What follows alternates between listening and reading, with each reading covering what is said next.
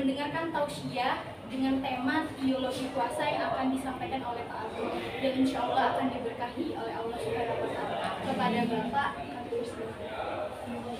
Bismillahirrahmanirrahim. Assalamualaikum warahmatullahi wabarakatuh. Waalaikumsalam warahmatullahi wabarakatuh. Alhamdulillahillazi arsala rasulahu bil huda wa dinil haq liyuzhirahu 'alad dini kullihi wa kafa billahi syahida. Asyhadu an la ilaha illallah wahdahu la syarikalah wa asyhadu anna Muhammadan abduhu wa rasuluhu la nabiyya ba'da. Allahumma shalli ala sayyidina Muhammad wa ala alihi wa sahbihi wa man tabi'ahum bi ihsanin ila yaumil qiyamah. Wa qala Allah ta'ala fi kitabihil azim, a'udzubillahi minasyaitonir rajim. Bismillahirrahmanirrahim. Ya ayyuhalladzina amanu kutiba alaikumus syiyam kama kutiba alal ladzina min qablikum la'allakum tattaqun. Shadaqallahu alazim.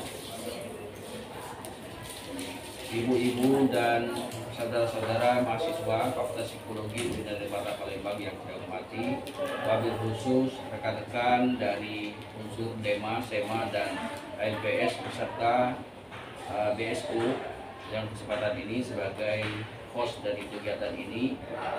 Puji dan syukur tentunya mari yang pertama kita panjatkan kehadiran Allah Subhanahu wa Ta'ala. Alhamdulillah teman-teman mahasiswa, pada siang hari ini kita dapat bersilaturahim dan bertemu di Musola Fakultas Psikologi Universitas Palembang dalam rangka untuk mengisi materi terkait dengan keberadaan kita sebagai hamba Allah, khususnya dalam menyambut bulan suci Ramadan untuk berpuasa. Tentu yang pertama, kemudian berikutnya kita mengucapkan salawat dan salam kepada junjungan kita kekasih Allah Nabi Muhammad SAW. Jadi ibu-ibu dan saudara-saudara mahasiswa, dalam kesempatan ini saya akan mencoba membahas terkait dengan teologi puasa. Bagaimana mulai dari Alhamdulillah sejak kemarin dan sampai hari ini kita menjalankan ibadah puasa kita. Mohon maaf, sejak dari hari Selasa, hari ini Rabu, dan ini sudah 3 hari kita menjalankan ibadah puasa. Ada baiknya saya beri penjelasan terkait dengan keberadaan puasa dalam kehidupan umat Islam, khususnya bagi orang yang beriman. Sebagaimana tadi dijelaskan di dalam Al-Quran, Allah Subhanahu wa Ta'ala berfirman dalam surat Al-Baqarah ayat 183. Mudah-mudahan Anda semua hafal dengan ayat ini. Bismillahirrahmanirrahim. Ya ayyuhalladzina amanu kutiba alaikumus syiyam kama kutiba alal ladzina min qablikum la'allakum tattaqun. Jadi teman-teman mahasiswa dan ibu-ibu yang hadir di kesempatan ini, perintah Allah Subhanahu wa Ta'ala dalam surat Al-Baqarah ayat 183 itu diawali dengan kata atau redaksi ya ayyuhalladzina amanu, hai orang-orang yang beriman.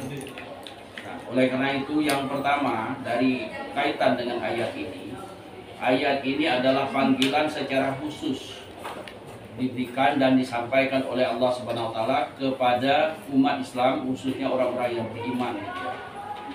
Jadi ayat ini bukan redaksi umum. Kalau redaksi umum ya Yohanes, tapi ayat ini merupakan panggilan khusus. Artinya puasa ini hanya diprioritaskan dan diarahkan dan diperuntukkan hanya kepada hamba Allah yang beriman kepada Allah dan kepada Rasulullah Shallallahu Alaihi Wasallam. Terkait dengan ini, yang pertama kita patut bersyukur.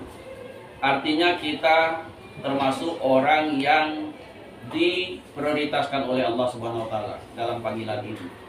Bukan berarti kita mesti menyesali mengapa kita mesti berlapar-lapar, berhaus-haus, kemudian bersusah-susah. Sementara saudara-saudara kita yang tidak beriman tenang-tenang saja menjalankan aktivitas seperti biasa. Akan tetapi kita ditugaskan atau diperintahkan oleh Allah untuk menjalankan perintah puasa. Tapi sebaliknya kita tentu mesti bersyukur, karena panggilan ini adalah panggilan istimewa. Kalau panggilan khusus tidak akan mungkin diberikan atau disampaikan kepada orang-orang secara umum. Makanya kita mesti bersyukur. Artinya panggilan ini memang panggilan khusus dan tidak diberikan kepada orang lain. Sekarang mengapa panggilan ini panggilan khusus? Yang pertama, secara umum tentu Allah Maha tahu. Allah menciptakan manusia itu dalam keadaan kondisi yang terbaik. Oleh karena itu, karena Allah Maha tahu dengan kondisi manusia, yang pertama, mengapa tidak diperuntukkan bagi manusia secara umum? Karena berpuasa itu memang sesungguhnya berat, ya, berat. Kadang-kadang bagi orang yang beriman saja berat, jangankan bagi orang yang tidak beriman. Kita lihat saja di jalan-jalan atau di mana. Bahkan kadang-kadang, mohon maaf, keluarga kita belum tentu, sekalipun orangnya beriman kepada Allah dan kepada Rasulullah, belum tentu menjalankan ibadah puasa. Apa sebabnya? Karena pertama, ibadah puasa itu berat. Kemudian yang kedua, karena barangkali keimanan seorang itu tidak mumpuni, tidak mencukupi untuk menjalankan ibadah puasa itu, sehingga dia merasa tidak terpanggil. Jadi sekali lagi, kita layak bersyukur. Orang berarti kita diberi kesempatan oleh Allah untuk melakukan ibadah puasa. Kemudian teman-teman, terkait dengan ibadah puasa, Allah menciptakan manusia itu dalam kondisi yang terbaik, ya. Laqad khalaqnal insana fi ahsani taqwim. Sungguh kami menciptakan manusia itu dalam keadaan yang terbaik. Artinya tidak ada lagi celah yang terbaik yang dimiliki oleh makhluk yang lain kecuali manusia, ya. Nah, salah satu cara Allah untuk mengamankan, untuk memastikan kondisi kita agar tetap menjadi orang yang baik itu, salah satunya adalah melalui ibadah puasa. Jadi puasa ini adalah salah satu cara Allah untuk memastikan kita agar tetap menjadi orang yang terbaik. Makanya disebut puasa itu syahrul tarbiyah, ya. Syahrul tarbiyah itu berarti ada proses pendidikan dan ada proses pemeliharaan dari Allah Subhanahu wa taala. Unsur manusia kita yang disebut manusia itu kan ada dua. Pertama, yang disebut manusia itu pasti ada unsur jasmaninya, ya. Yang kedua ada unsur ruhani. Nah, untuk menjalankan fungsi ruhani dan fungsi jasmani ini secara baik, diantaranya Allah menurunkan perintah puasa. Sebutannya perintah, akan tetapi hakikatnya semua ibadah yang diperintahkan oleh Allah Subhanahu wa taala kepada kita itu sebenarnya bukan perintah, tapi adalah kebutuhan. Mengapa? Kebutuhan kita. Kalau fisik kita dari kecil sehingga bisa sampai besar seperti sekarang, bahkan sampai tua seperti sekarang, itu kenapa? Karena ada asupan makanan dan asupan nutrisi yang baik, yang sesuai dengan yang dibutuhkan oleh isi kita. Nah, sementara ada sisi lain dari orang yang disebut manusia itu, atau makhluk yang disebut manusia. Selain memiliki fisik, pasti manusia memiliki ruhani. Ruhani ini, sebagaimana tadi saya jelaskan, manusia itu diciptakan oleh Allah dalam kondisi yang terbaik. Ruhani yang dianugerahkan oleh Allah kepada kita ini harus dipelihara. Seperti halnya fisik kita atau badan kita, jasmani kita membutuhkan asupan gizi, ruhani kita juga hal yang sama. Jadi makanya hakikat ibadah itu bukan perintah, tetapi adalah kebutuhan. Maka orang-orang yang tidak menjalankan tugasnya dalam menjalankan ibadah setiap hari itu diperintahkan oleh Allah. Setiap hari kita akan diperintahkan untuk sholat. Kemudian juga khusus di bulan puasa ini kita diperintahkan untuk menjalankan ibadah puasa. Jadi terkait dengan ruhani kita, juga terkait dengan jasmani kita. Saya umpamakan, kalau mesin itu biasanya membutuhkan tune up, benar? Baik motor maupun mobil, termasuk pesawat, pasti ada perawatan, benar ada? Ya. Nah, jadi tune up atau perawatan. Nah, khusus untuk fisik kita dan ruhani kita, ini tune up-nya bukan seperti halnya mesin, tapi Allah memerintahkan kita untuk menjalankan ibadah puasa. Jadi ini adalah proses pemeliharaan yang dilakukan oleh Allah Subhanahu wa taala melalui ajarannya, melalui dengan cara berpuasa. Jadi kita diperintahkan oleh Allah untuk berpuasa ini sebenarnya dalam rangka pemeliharaan terhadap kondisi fisik kita. Ya, kalau selama ini perut kita diisi terus pada siang hari dengan berpuasa, untuk khusus di siang hari maka perut kita mesti dikosongkan. Ini bukan cuma-cuma, bukan sembarangan. Sudah banyak penelitian yang dilakukan oleh para dokter, orang-orang ahli di bidang kesehatan, membuktikan kalau puasa itu sangat baik untuk kesehatan. Sebagai contoh, siapapun yang pernah operasi, ya, operasi di rumah sakit, apa yang disuruh oleh dokter? Puasa. Artinya puasa itu memang betul-betul untuk menetralisir kondisi badan kita. Ya. Mengapa dokter menyuruh kita berpuasa? Supaya posisi fisik kita betul-betul siap dan netral, siap menerima kegiatan atau proses pengoperasian. Fisik kita juga seperti itu dalam rangka berpuasa. Artinya mengembalikan posisi kita kepada posisi yang seharusnya sebagai manusia. Artinya puasa ini sangat bermanfaat baik bagi fisik kita juga kepada rohani kita. Itu penjelasan terhadap fisik. Sekarang rohani. Kita ini kan membutuhkan asupan seperti saya jelaskan tadi. Kalau rohani kita membutuhkan kedekatan kita kepada Allah Subhanahu wa taala.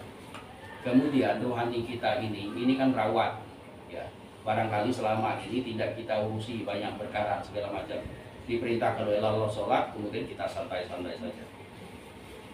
Mohon maaf, saya sering mengingatkan kepada kawan-kawan, misalnya ada yang sholat maghrib, santai-santai saja seperti itu. Saya sempat marah kemarin, terus terang saja.